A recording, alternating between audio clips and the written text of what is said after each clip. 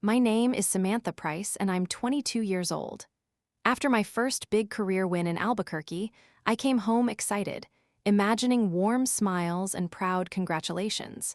But instead, I was met with a scene that took my breath away. My clothes stuffed tightly into garbage bags and dumped at our front gate. My dad stood there, his eyes cold, his voice sharp as a blade. "You're 22 now. It's time you stood on your own and moved out."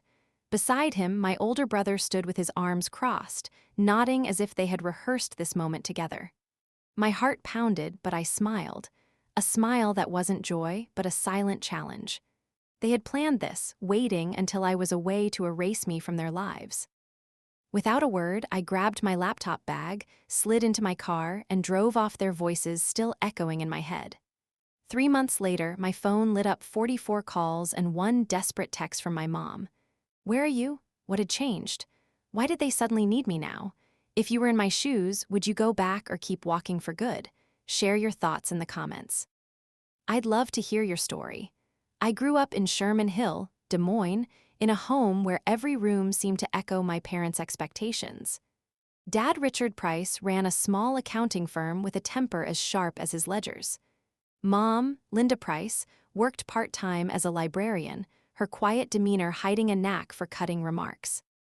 Then there was my older brother, James Price, 6 years ahead of me, their shining star. By 28, James was a software engineer with a downtown condo and a fiancée. They adored his name, a constant hymn at family dinners. I was the shadow trailing behind the kid who never quite fit their mold. Choosing a coding job at a startup in East Village over a corporate desk made me their disappointment, the one who dared stray from their script. Dad's voice carried a familiar edge every Sunday as he carved the roast. "James is leading projects now," he'd say, glancing at me. "Why can't you aim that high?" Mom would chime in, her tone softer but no less biting. "Your brother's already settled with a real career." I'd grip my fork, forcing a nod while my stomach twisted. My startup job wasn't glamorous, long hours debugging code for an app barely off the ground. But it was mine, a gamble I believed in. I'd graduated from Drake University with a computer science degree, but my parents saw my student loans as a failure, not a reality. James, of course, had a scholarship, his path paved with their praise. "You need to step up," Dad said once, pointing at me across the table. I wanted to argue that my 50-hour weeks were proof of effort, but their eyes were always on James. Living at home was my only option after college. Des Moines rent prices were brutal, and my entry-level salary couldn't cover an apartment plus my $30,000 loan.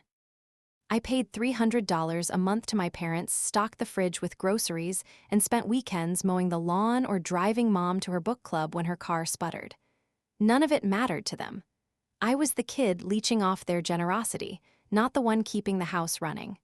"You're still here?" James asked one night, smirking as he grabbed a beer from the fridge. He rarely visited, but when he did, Mom and Dad lit up, hanging on his stories of coding breakthroughs or his fiancée's perfect dinner parties. My updates fixing a bug or pitching a new feature were met with blank stares or a quick change of subject. Dad's control went beyond words. He had opinions on my friends, my clothes, even the hours I kept. "You're wasting time with those startup types," he'd snap, scrolling through his phone while I cooked dinner. Mom was no better, texting me if I stayed out past 10, demanding to know who I was with. Friends my age were renting lofts, dating without curfews, building lives free of judgment. I envied their independence, but I was stuck tied to a family that measured my worth against James's resume. "You need to take life seriously," Mom said once, handing me a stack of dishes to scrub. I wanted to scream that I was coding through nights, saving every penny, but their expectations were a wall I couldn't climb. James was more than their favorite. He was their future. They'd talk endlessly about his plans for a tech startup, an app they believed would revolutionize something vague but grand. Dad's eyes would spark when James pitched his ideas, tossing out terms like venture capital over coffee. "That's my boy," he'd say, clapping James on the shoulder. My ideas, new features for our app, ways to boost user engagement, never got a second glance. Once I overheard Mom and Dad in the living room, their voices low as they discussed investments for James' future. "It's a big opportunity, Mom." I caught Dad nodding, saying, "We'll make it work." The secrecy unnerved me. Why were they so guarded? Why did my questions about our finances get brushed off with, "It's not your concern"? The constant comparisons carved out pieces of me. Growing up, James was the high school star debate captain valedictorian, the kid who could do no wrong. I was the one who loved coding for the puzzle of it, not the prestige but my B grades, and unconventional choices were flaws in their eyes. When I picked Drake over a prestigious school, Mom sighed. "Your brother aimed higher." When I took the startup job, Dad shook his head. "You're throwing away stability." Every step I took was judged against James's path, and I was always lacking. I tried to win their approval, fixing their Wi-Fi, paying rent on time, but it was like shouting into a void. Their love was conditional, and I was failing the test. The worst nights were when James visited his presence, turning our home into a shrine to his success. Mom would set out her best dishes. Dad would crack open a bottle of wine, and they'd listen as James talked about his latest project or his fiancée's promotion. I'd sit there pushing peas around my plate, knowing my turn to speak would be ignored. "Samantha's still at that startup," Mom said once, her tone dripping with pity. James smirked. "Still chasing dreams, huh?" I wanted to tell them about the feature I'd coded, the one our users loved. But the conversation moved on back to James. Those moments burned a reminder that I was the outsider in my own family, the one who'd never measure up. My bedroom, with its creaky floorboards and faded curtains, was my only refuge in a house that felt more like a battleground. I stayed there to keep my head above water, juggling loan payments that ate up half my paycheck from the startup in East Village. My coding job was a grind, late nights debugging apps, racing against deadlines to outpace bigger firms. I loved the chaos, the thrill of turning lines of code into something users needed. Last week, I'd fixed a crash that saved our demo, earning a nod from my boss. "You're clutch, Samantha," he said, his grin, a rare spark of validation. I carried that home, hoping just once my family might notice. Instead, I got silence, or worse, Dad's eye rolls, Mom's shrugs, James's snide texts. Money was a constant knot in my stomach. My student loans demanded $300 a month, and unexpected costs like a cracked phone screen or new work shoes forced me to skip meals out or cut corners. I'd sit at my desk crunching numbers, praying my car wouldn't break down. One night, I asked Mom if I could borrow $50 for a software license I needed for work. "You should have planned better," she said, flipping through her magazine without looking up. "James always has his finances in order." I bit my tongue, paid for it with my credit card, and watched my debt creep higher. Their refusal to help wasn't just about money. It was a message I wasn't worth investing in. At the startup, I was proving myself. Our team was small, maybe 10 of us, working out of a cramped office with mismatched chairs and endless coffee. I was tasked with optimizing our app search function, a project that could make or break our next funding round. I'd stay until midnight, eyes burning, tweaking algorithms until they hummed. When I got it right, our user engagement spiked by 15%. My boss emailed the team, "Samantha's work is pushing us forward." I printed that email, tucked it in my bag, and brought it home, thinking maybe Dad would care. Over dinner, I slid it across the table. "My project's doing well," I said, my voice steady. Dad skimmed it, then pushed it back. "That's not a career," he said, cutting his steak. "You need something stable like James." Mom was no better. She'd sit in the living room, scrolling through photos of James' latest trip with his fiancée, cooping over their perfect life. I'd try to share my own wins, like streamlining our app's code, but she'd nod absently, then change the subject. "Did you see James' new client?" she asked once, holding up her phone to show his LinkedIn post. I forced a smile, my chest tight. I wasn't asking for praise, just a moment of acknowledgement, but even that was too much. Their indifference made every late night at work feel heavier, like I was fighting a battle they'd already decided I'd lost. James' disdain hit differently. He didn't need to visit to make me feel small. He'd do it from miles away. One afternoon, I posted about our app's latest update on social media, proud of my work. Within an hour, James commented, "Cute hobby, Sam. When are you getting a real job?" His words public for my friends and coworkers to see burned. I deleted the post, my face hot with shame. Later, I texted him asking why he had to say it like that. Just keeping it real, he replied with a winking emoji. I stared at my phone wondering how my brother could be so cruel, so casual about it. His success was a spotlight. I was just the shadow it cast. The pressure wasn't just emotional. Dad started asking me to cover random household bills, electricity, internet, saying it was only fair since I live there. One month, he handed me a $500 utility bill, claiming it was my share. "James doesn't burden us like this," he said, his tone sharp. I paid it, dipping into my savings, knowing I couldn't argue. My budget was stretched thin, every dollar accounted for, but they acted like I was freeloading. I started tracking expenses on a spreadsheet, cutting out anything non-essential. No new clothes, no streaming subscriptions, just work and bills. It felt like survival, not living. Work kept me sane, but it was a pressure cooker. Our startup was in a race against a rival app, and every day was a sprint to stay ahead. I'd volunteer for extra tasks, testing features, writing documentation, hoping to secure my spot if we got funding. My boss noticed assigning me lead on a new feature. "You've got this," he said, trusting me with more than my family ever did. But the stakes were high. One mistake could cost us the client, and my loans meant I couldn't afford to lose this job. I'd come home exhausted only to face Dad's lectures about wasting my potential or Mom's sighs when I mentioned work. I started pulling away, skipping family meals to avoid their judgment. I'd eat alone in my room, headphones on, coding personal projects to keep my skills sharp. One night, I overheard Dad talking to a neighbor at a barbecue. "Samantha's still finding her way," he said, his voice dripping with pity. "Not like James. He's set for life." I stood in the hallway, gripping my phone, my heart sinking. I wasn't finding my way. I was building something, pouring everything into it. Why couldn't they see me? I clung to the hope that a big win at work might change their minds, might make them look at me the way they looked at James. My big chance came when my boss picked me for a client pitch in Albuquerque. Our startup's app was on the cusp of something huge, and this meeting could lock in a deal to keep us afloat. I threw myself into prep, tweaking slides, memorizing stats, testing code until my eyes burned. Late nights at the office became routine, my laptop humming as I rehearsed answers to every question a tech exec might throw at me. "This is your shot, Samantha," my boss said, his voice steady. "Show them what you've got." My stomach churned with nerves, but beneath it was a spark of excitement.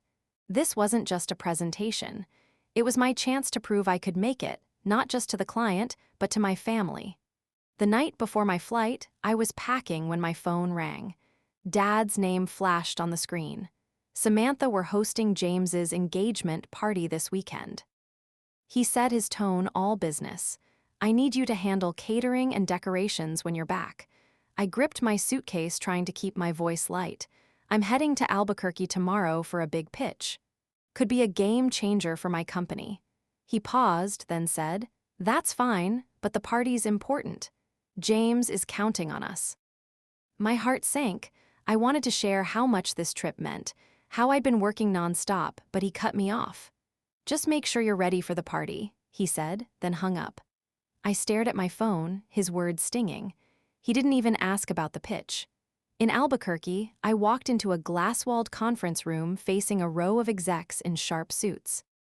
My palms were sweaty, but I launched into the presentation, walking them through our app's features, growth metrics, and user data.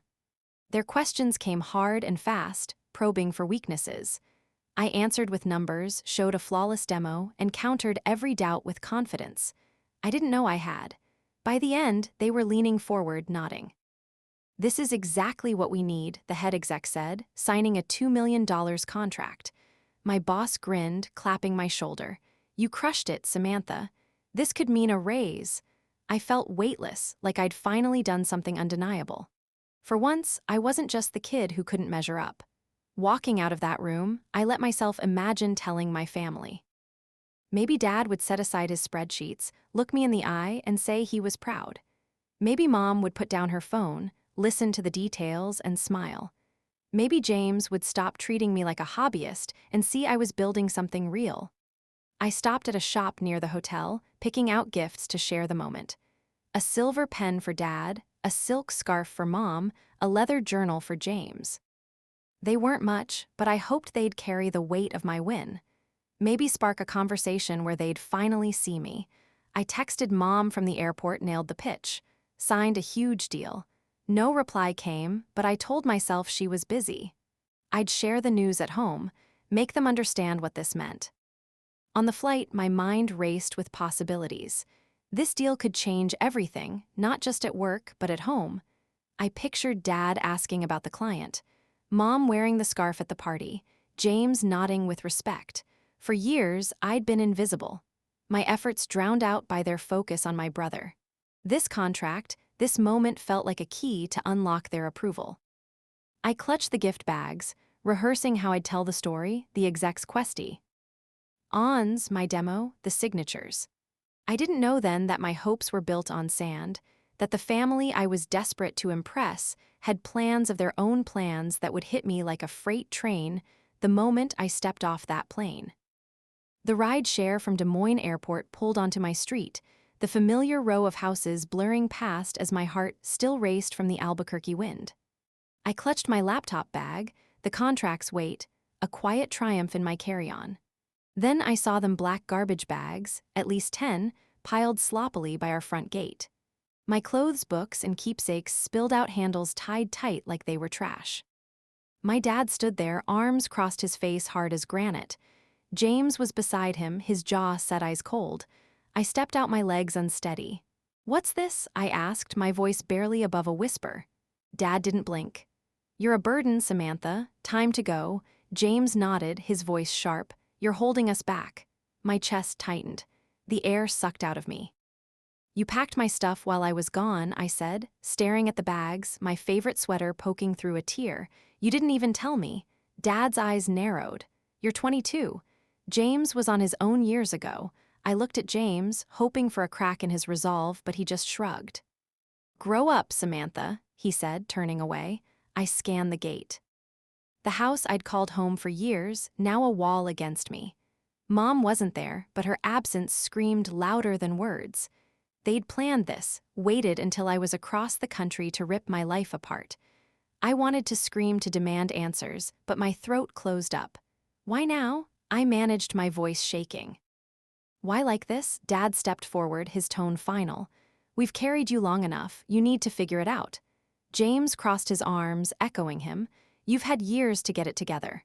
The word burden echoed in my head, each syllable a knife. I'd paid my way, worked late nights, kept their house running. Yet here I was, reduced to trash bags. A neighbor slowed as he walked by his dog, tugging at the leash, eyes lingering on the scene. Shame burned my face, but I forced my chin up. I looked at the bags, my life stuffed carelessly inside, and something shifted. Anger flickered, but beneath it was a deeper hurt, raw and heavy. I could have fought, could have begged, but what was the point? They'd made their choice. I grabbed my laptop bag, the only thing they hadn't touched, and walked to my car parked on the street. "You're really doing this?" I asked one last time, my voice steady despite the ache. Dad didn't answer, just turned back to the house. James muttered, "Good luck," his tone empty. I slid into the driver's seat, the gift bags from Albuquerque, still in the back, unopened, forgotten like me. I drove away, my hands gripping the wheel, tears blurring the road. The street lights flickered, each one marking the distance from a home that wasn't mine anymore. My phone buzzed, James, probably, or maybe Mom, but I let it ring. What could they say? Now I just signed a deal that could change my career. But to them, I was a burden, something to discard. The betrayal wasn't just the bags or the words. It was the years of being unseen, of pouring myself into a family that didn't care. I didn't know where I was going, but I knew I couldn't stay. The city blurred past familiar streets, turning foreign. My mind raced. Where would I sleep? How would I afford a place? The contract felt like a lifeline, but it couldn't fix this. I thought of calling my boss, explaining, but the thought of admitting this humiliation stopped me.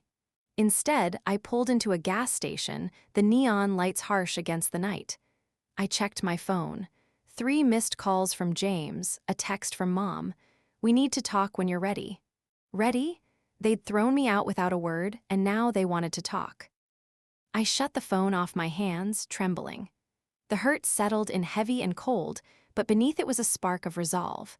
They'd made their move, but I wasn't done. I'd built something in Albuquerque, something they couldn't touch. As snorts I pulled back onto the road, the garbage bags faded in my mind, replaced by a quiet determination to prove them wrong to build a life where I wasn't anyone's burden. I drove aimlessly until my phone lit up with a call from my college friend, Kelly Morgan. "Samantha, where are you?" she asked, her voice sharp with worry. I choked out the story.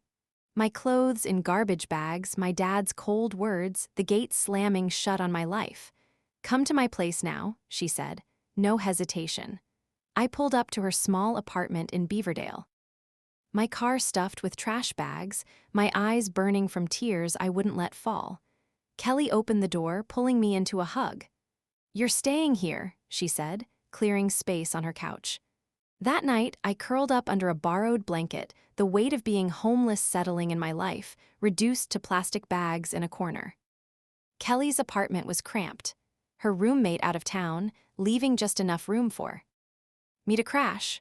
"We'll figure this out," she said the next morning, handing me coffee. I nodded, but my mind was spinning. My savings were thin, barely $2,000, and Des Moines rents were brutal. I couldn't afford a deposit, let alone first and last month's rent. Kelly didn't push, just sat with me as I scrolled through rental listings, each one a reminder of how little I had. "You don't have to do this alone," she said, squeezing my hand. Her kindness was a lifeline, but the shame of being kicked out clung to me heavy and raw. At work, I kept my head down, coding through the haze of exhaustion. My boss had emailed about the Albuquerque deal, hinting at a bonus if it launched smoothly. It was a flicker of hope, but it didn't solve my immediate problem. No home, no stability. Ryan Brooks, a designer at my startup, noticed my silence during a team meeting. "You okay?" he asked later, leaning against my desk. I hesitated, then spilled the truth. My family's betrayal, the garbage bags, the couch I was sleeping on. His face softened. "I know a guy who rents studios in Ingersoll," he said. "I'll make some calls." By the next day, he'd connected me with a landlord willing to skip the credit check for a higher deposit. Finding a place wasn't easy. Ryan drove me to see a studio small with peeling paint and a noisy heater, but it was a start. The rent was $1,000 a month plus a $1,500 deposit. I did the math, my stomach twisting. My savings could cover the deposit, but monthly bills would eat me alive. "It's rough, but it's yours," Ryan said, helping me carry my bags inside for a tour. I signed the lease, my hand shaking, knowing I'd be scraping by. Kelly pitched in, dropping off a thrift store lamp and some dishes. "You're tougher than this," she said, stacking plates in my empty kitchen. I forced a smile, but the reality of starting over hit hard. Money was the biggest hurdle. My paycheck covered basics, rent, groceries, loan payments, but left nothing for emergencies. I didn't have a bed, just an air mattress Kelly lent me. No pots, no towels, no cleaning supplies. I walked to discount stores buying the cheapest essentials, a $5 frying pan, a pack of second-hand forks. Every purchase felt like a defeat, a reminder of how little I'd been left with. I started meal prepping rice and beans to save cash, learning to cook on a stovetop that barely worked.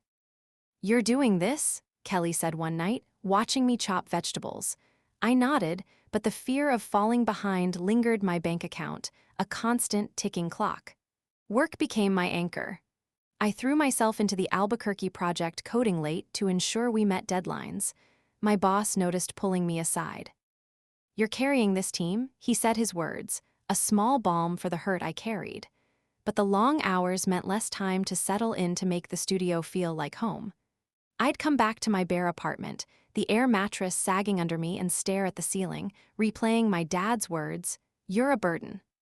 I wasn't, but the sting of it drove me to keep going to prove I could stand alone. Ryan checked in often, texting me listings for cheap furniture or offering to grab coffee. "You don't have to go through this by yourself," he said one day, handing me a used chair from his friend's garage. His support alongside Kelly's kept me grounded. They didn't judge, didn't pry, just showed up. I started learning small skills: how to fix a leaky faucet, how to budget every dollar. Each step felt like a victory, proof I wasn't the failure my family saw, but the hurt was still there. A quiet ache that flared when my phone buzzed with a text from my mom. "Can we talk?" I ignored it, not ready to face her. By the second week, the studio was functional, bare, but mine.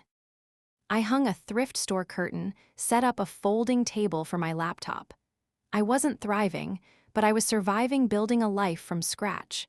Kelly threw a small pizza night with a few friends, their laughter filling the empty space. "You're making it," she said, raising a slice.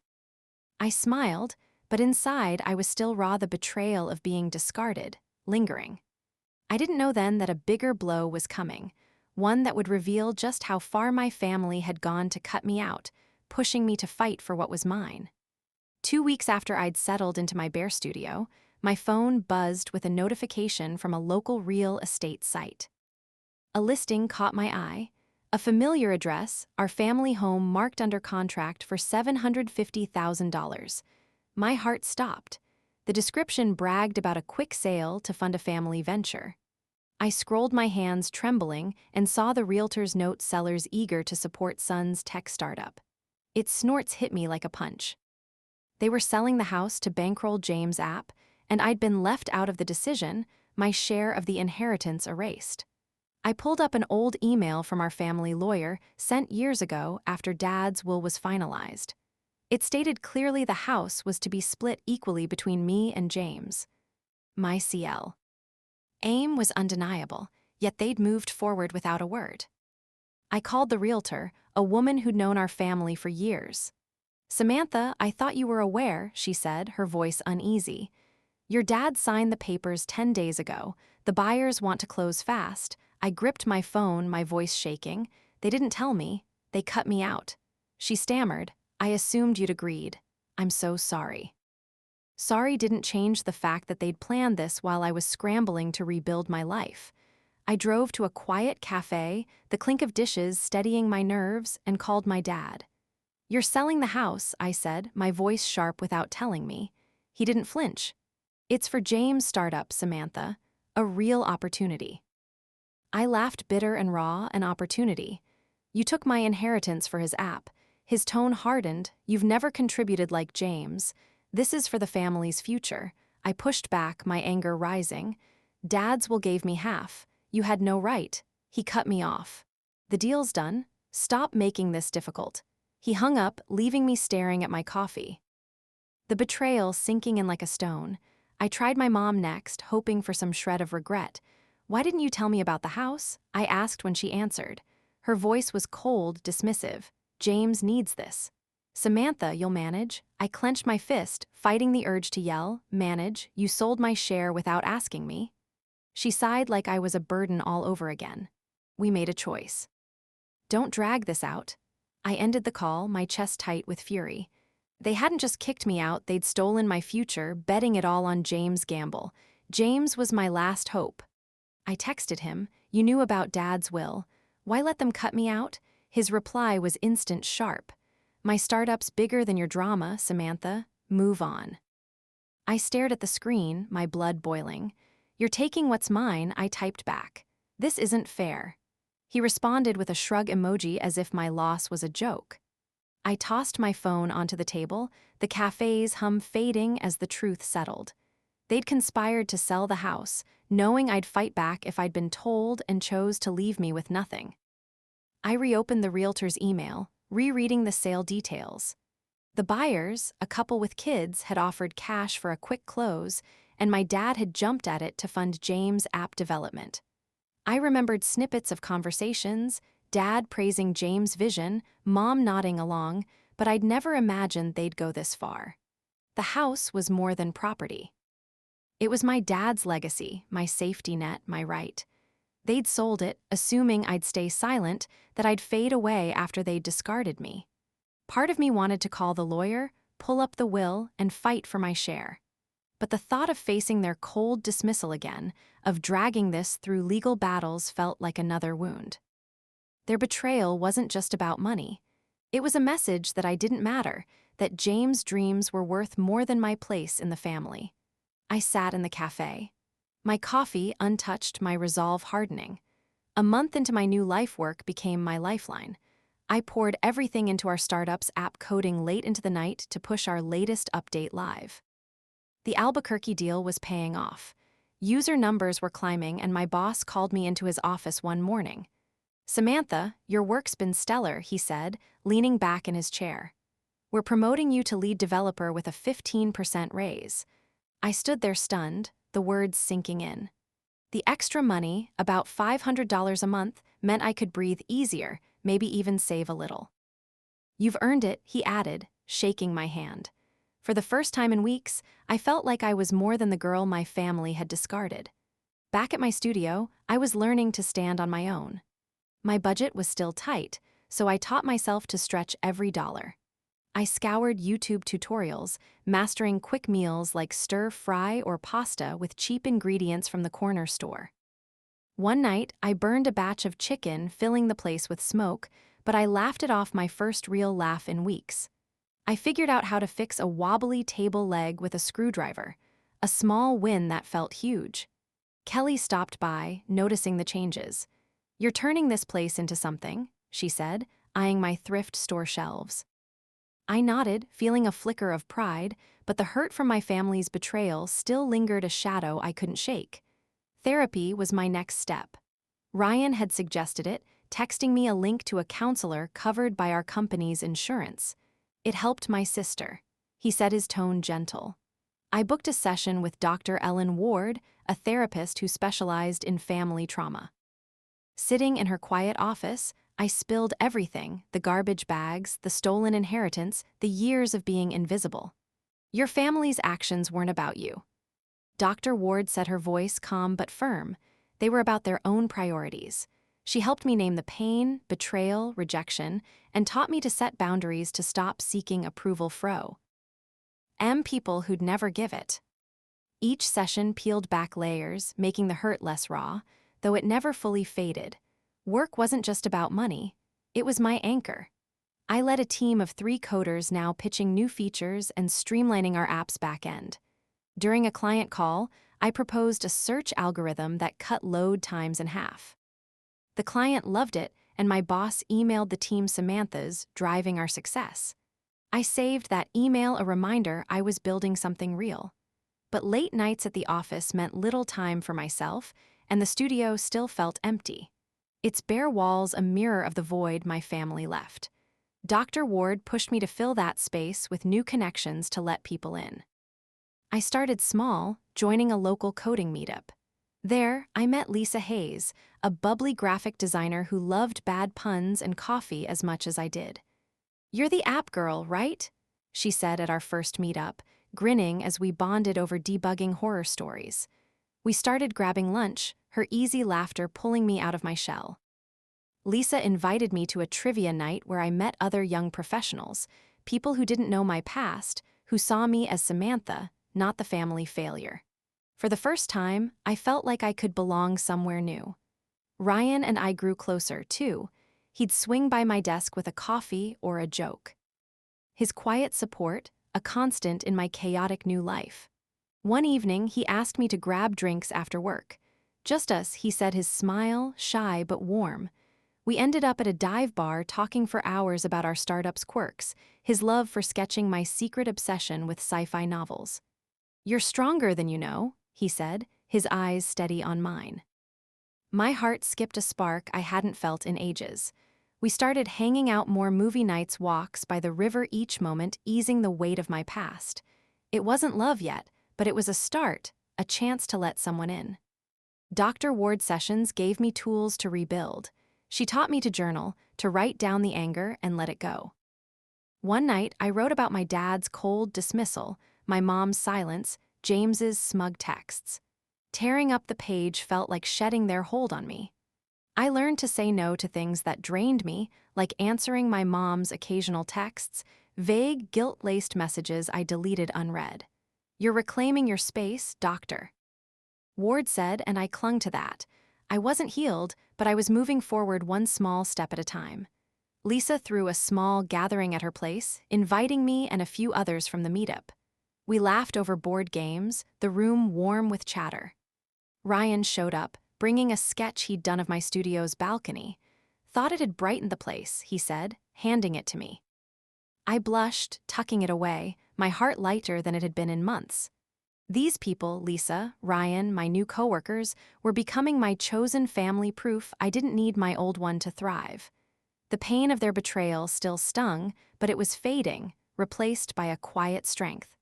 I was only beginning to understand. 3 months into my new life, I was deep in a marathon coding session, leading my team through a critical app update. My phone stayed on silent, buried in my bag as we debugged code and prepped for a client demo. By late afternoon, the update was live and I collapsed into my chair, exhausted but proud. I grabbed my phone to text Ryan, only to freeze 44 missed calls from my mom stacked across the day and one text: "Samantha, we need you. Please call." My stomach churned. I'd ignored their messages for weeks. But this many calls screamed desperation. Something was wrong, and despite everything, I needed to know what. I stepped outside the office, the evening air cool against my skin, and dialed my mom. Her voice answered shaky and rushed. "Samantha, thank God." James's startup failed. We lost everything, the house money, our savings. I gripped my phone, my heart racing. "Lost everything," I said, my tone sharp. "And you're calling me now." She stumbled over her words, pleading, "Your dad didn't want a call, but we're in trouble. We need your help."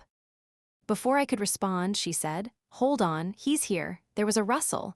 Then my dad's voice came on, gruff and defensive. "Samantha, we're family. We're struggling." I laughed, cold and bitter, the hurt rushing back. "Family, you threw me out, sold my inheritance for James's app. And now you need me." My dad's tone hardened. That was for the family's future. James' startup was a sure thing until it wasn't. I cut him off, my voice rising. "You cut me out, Dad. You didn't even tell me." He sighed like I was the problem. "We're in debt now." "You've got a job, Samantha. Help us out." I stood frozen, the weight of their betrayal heavy. "You made your choice," I said. "I'm not fixing your mess." He started to argue, but I hung up my hands, shaking. Back in my studio, I sat on my couch staring at the call log. 44 calls, relentless, starting at 6:00 a.m. My mom's text sat there, a plea I didn't trust. I called Kelly, needing her perspective. "Either begging now," I said, my voice tight. "James' startup tanked and they want my help." She snorted, setting down her coffee. "After what they did, you don't owe them a dime." I nodded her words, echoing Dr. Ward's advice about protecting my peace. I'd fought too hard to rebuild my job, my home, my life, to let their chaos pull me back. Curiosity drove me to my laptop. I searched for James' startup, finding a news article on a tech site. His app, touted as a revolutionary platform, had collapsed when investors buylaid after a competitor's launch. The house sale, $750,000, had been their only cushion, now gone. My parents were stuck in a cheap rental, drowning in debt. James had posted on social media vague and bitter rough times, but I'll bounce back. I felt a flicker of pity, quickly snuffed out. They'd gambled on his dream, cut me out, and now faced the fallout. Ryan came over that night, sensing my unease. "Your parents again?" he asked, sitting beside me. I showed him the call log, the text. 44 calls like I'm their lifeline. He shook his head, his hand on mine. "You've built something real here. Don't let them take it." His words grounded me, a reminder of the life I'd carved out. Dr. Ward had taught me to choose myself, to let go of people who didn't value me. My parents' desperation wasn't my burden, they'd made their bed. I opened my phone, my finger hovering over my mom's number. Part of me wanted to call back to see if they'd admit their wrongs, but their voices, my mom's pleas. My dad's defensiveness rang hollow. They hadn't apologized, hadn't owned the pain they'd caused. Their calls were about survival, not remorse. I selected my mom's number and hit block. then my dad's, then James's, whose only text was a curt call, "Mom." The screen went dark and a quiet relief washed over me. I wasn't their savior, not after they discarded me. Lisa texted me later, checking in about our next meetup. "You good?" she wrote, adding a heart emoji. I smiled, feeling lighter. My life, Ryan's support, Kelly's loyalty, Lisa's friendship was mine, built on my terms. My family's collapse was their own doing, not my responsibility. As I locked my phone, a new strength settled in. I'd closed the door on them, not out of anger, but clarity. I was free to keep building to live for myself. 6 months after I'd cut ties, I stood in a small condo in Ingersoll Keys, jingling in my hand. I'd saved every extra dollar from my raise, scraped together a down payment, and signed the papers for my first real home. It wasn't much, a one-bedroom with a tiny balcony and creaky floors, but it was mine, a space I'd built without my family's shadow. I spent weekends painting the walls a soft blue, hanging shelves with Kelly's help, and arranging second-hand furniture Ryan had scouted with me. "This place is you," Kelly said, hammering a nail for my thrift store mirror. I smiled, feeling a warmth I hadn't known in years, a sense of freedom that came from owning my space. My life was falling into place. Kelly came over, often bringing takeout or her latest playlist, turning my condo into a hub of laughter. Ryan was a constant, now our relationship deepening with every shared moment, cooking dinners, binge-watching sci-fi shows, or just talking late into the night. "You're making this work," he said one evening, sprawled on my couch, his sketchbook open to a drawing of my balcony. I leaned against him, my heart full. Lisa joined us for game nights, her bad puns sparking roars of laughter. My new coworker, Tom Carter, a quiet IT guy, started dropping by, too, bringing homemade cookies that became our group's obsession. These people, Kelly, Ryan, Lisa, Tom, were my chosen family, filling my home with life. I threw a housewarming party, a small gathering with pizza and music. Kelly strung fairy lights across the balcony, and Ryan set up a makeshift bar with cheap wine. Lisa led a toast, raising her glass. "To Samantha, who built this from nothing," she said, her grin wide. Everyone cheered, and I felt a rush of pride. My condo wasn't perfect, wobbly shelves, a leaky sink, but it was a testament to my resilience, a space where I belonged. Tom shyly handed me a potted plant, saying, "For your balcony." I hugged him, my eyes stinging with gratitude. This was happiness not borrowed or conditional, but mine. Work was thriving, too. My role as lead developer had me guiding bigger projects, my ideas shaping our app's future. A recent update I'd spearheaded boosted downloads by 20%, earning a shout-out in a company newsletter. "You're killing it," Ryan said, reading it over my shoulder. I smiled, but the real victory was knowing I'd done it without my family's approval. They'd never seen my worth, but I didn't need them to. My team, my friends, my life, they saw me, and that was enough. I'd heard whispers about my family's downfall through a mutual acquaintance, a neighbor from our old street.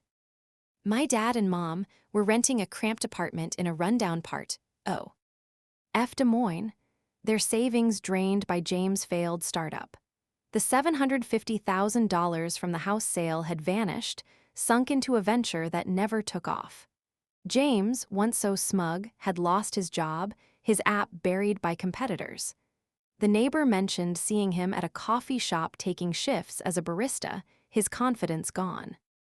I didn't gloat, there was no joy in their struggle, but I felt no guilt either. They'd made their choices, betting on James and cutting me out. Now they lived with the consequences. My phone stayed quiet, no calls or texts from them since I'd blocked their numbers. I didn't check, didn't wonder. Dr. Ward's words rang true. My peace was mine to protect. I'd spent too long chasing their approval only to learn it was never coming. My condo, my friends, my work, they were proof I didn't need it. One night, Ryan and I sat on my balcony, the city lights twinkling below. "You're home," he said, squeezing my hand. I nodded, the weight of my past gone. This was my life now built from the ground up, and I was finally free. A year after I walked away, I stood in my condo, sunlight streaming through the balcony doors, and realized I'd built a life that was truly mine. The journey hadn't been easy, starting from nothing clawing my way to independence. But it taught me who I am.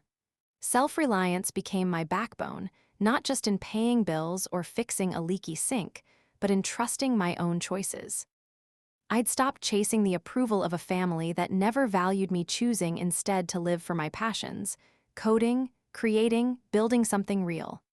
That shift, that freedom to be myself, was the hardest lesson and the most rewarding. I started a blog to share my story, not for pity, but to reach others who felt trapped by family or circumstance. My first post, titled "Starting Over at 22", poured out the raw truth: being kicked out, losing my inheritance, finding my way. I wrote about the late nights coding to keep my job, the friends who became my anchor, the therapy that helped me heal. The response was overwhelming. Comments from strangers like Sarah Lee, a college student who'd cut ties with her own toxic family. "Your story gave me courage," she wrote. I replied, my heart full. "You've got this." Sharing my journey wasn't just cathartic, it was a way to light a path for others. I spoke at a local tech meetup, invited by Lisa to talk about resilience. Standing before a small crowd, I shared how I turned betrayal into strength. How I built a career and a home without my family's support. "You don't need anyone's permission to thrive," I said, my voice steady. The room clapped and a woman approached me after, eyes bright. "I'm starting over too," she said, shaking my hand. "Thank you." Kelly Snorts in the back gave me a thumbs up, her grin wide. Ryan squeezed my shoulder, whispering, "You're incredible." Their pride, their belief in me, was worth more than any nod my family never gave. My days were full now, not with the chaos of my past, but with purpose. At work, I led projects that shaped our app's future. My ideas driving growth. Off hours, I cooked dinners with Ryan, laughed at Lisa's puns, or debated tech trends with Tom. My condo was a haven. Books on shelves, plants on the balcony, photos of my new life pinned to a corkboard. I'd learned to love the quiet moments, like sipping coffee in the morning, knowing I'd built this piece from scratch. It wasn't perfect, but it was real and it was mine. My family was a distant memory. Their absence, a relief. I'd heard through a former neighbor that my dad and mom were still in their rundown rental, scraping by on odd jobs. James, once so sure of his startup, was bouncing between low-paying gigs, his dreams buried under debt. They hadn't reached out since I'd blocked their numbers and I didn't check. Their choices, their betrayal, their gamble had led them there. I didn't wish them harm, but I didn't carry their weight anymore. My life was my own, free from their shadow. One evening, I sat with Ryan on my balcony, the city humming below. "You've come so far," he said, his hand warm in mine. I nodded, a quiet smile spreading. I didn't think I could. Kelly joined us, bringing wine and stories, and we laughed until the stars came out. Later, I posted another blog entry reflecting on what I'd learned. Self-reliance isn't just surviving, it's choosing yourself every day. If you're starting over, I wrote, know that your story matters. Keep going. The comments poured in, voices from strangers who'd found hope in my words. I closed my laptop, my heart steady, my piece complete. The story ends here. Now, let's listen to some music to relax.